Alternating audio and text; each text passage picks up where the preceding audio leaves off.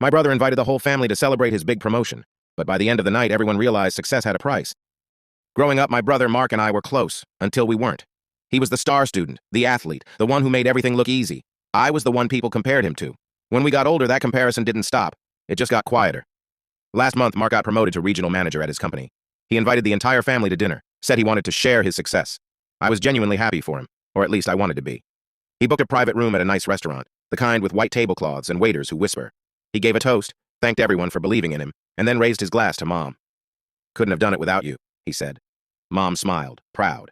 Then she turned to me and said, "You'll get there someday, sweetheart." The table laughed softly, just enough to sting. I forced a smile, but something in me cracked a little. The night went on, and Mark kept telling stories about his office, his new apartment, his company car. He wasn't bragging exactly, just speaking in a tone that left no room for anyone else's life to matter. Then the check came, and before I could reach for my wallet, Mom said, "Oh, let Mark handle it. He can afford it now." Everyone laughed again. That's when I decided to remind them I existed. I stood up, smiled, and said, "Actually, I'd like to cover dinner. I just signed my first freelance contract. Double what I made at my old job." Silence. Mark blinked. Mom looked surprised, but not pleasantly. I could see the shift in the air. For once, he didn't have the only headline. The waiter handed me the check. I paid it without hesitation, and as I handed back the receipt, Mark said, "Guess we're both doing well, huh?" But his smile didn't reach his eyes. After dinner, we walked out together.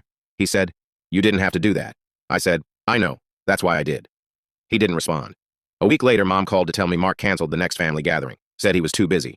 And that's when I realized our rivalry wasn't about who was winning. It was about who finally stopped playing by his rules.